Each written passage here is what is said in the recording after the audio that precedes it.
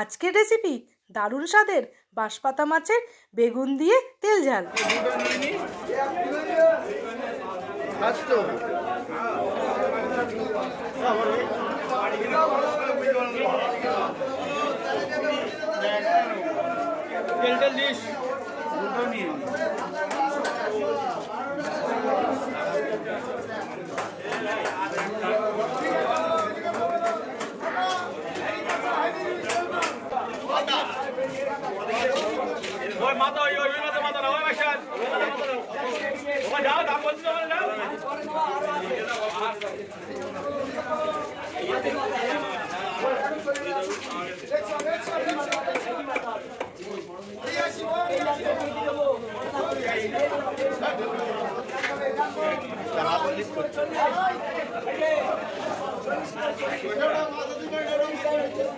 Hello viewers, নতুন কিচেনের পক্ষ থেকে সবাইকে স্বাগত। আজকের একটা দারুণ ব্লগে আজকে রান্না করব ইছামতির বাঁশপাতা, দারুণ স্বাদের। চলো তাহলে রান্নাটা তোমাদের দেখিয়ে দিই। কড়া বসিয়ে দিয়েছি, দেব সর্ষের তেল।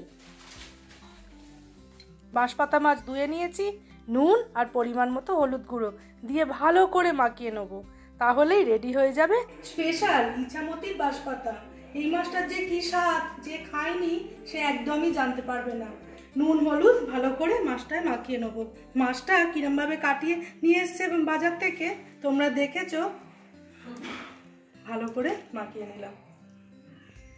একটা কালো ছাল থাকে, সেটাকে তুলে পিস পিস করে কেটে ব্যাস, আর কিচ্ছু নেই। এক কাটার মাছ, খুবই স্বাদ।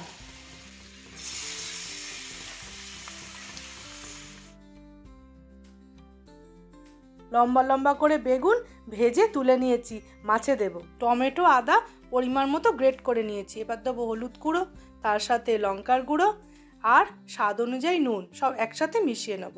এবার মাছটা এক পিঠ ভাজা হয়ে গেছে, উল্টে দেবো। এই মাছটা ভাজা কত সোজা দেখছো, খুব সহজে উল্টানো যায়। আর স্বাদ একবার খেয়েও, এটা আমার রিকোয়েস্ট। এই স্বাদ না একবার খাওয়ার পর খুঁজবে কোথায় পাওয়া যায়।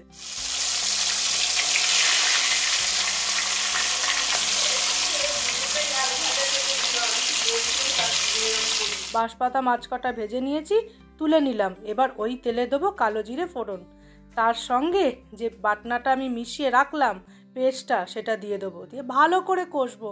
এই মশলার ধোয়া জলটা ওর মধ্যে দিয়ে দেবো। এই রান্নাটা না এত ভালো লাগে খেতে, কি বলবো। তার সঙ্গে ঝাল অনুযায়ী তোমাদের কাঁচা লঙ্কাটা দিও। আমি তো 4টে বড় লঙ্কাই দিলাম। ভালো করে তেল ছাড়া অবধি মশলাটা কষে নেবো।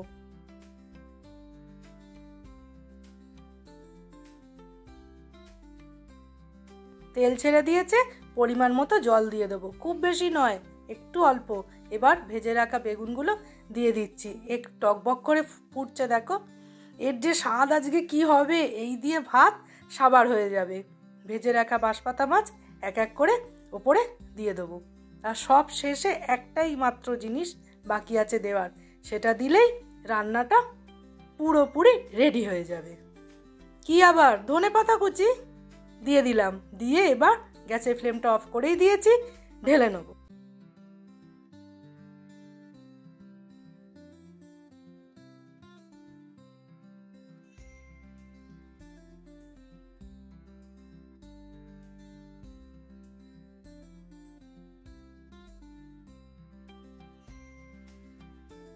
ইছামতির বাঁশপাতা একদম রেডি। আজকের ভিডিওটা এখানেই শেষ করছি। টাটা।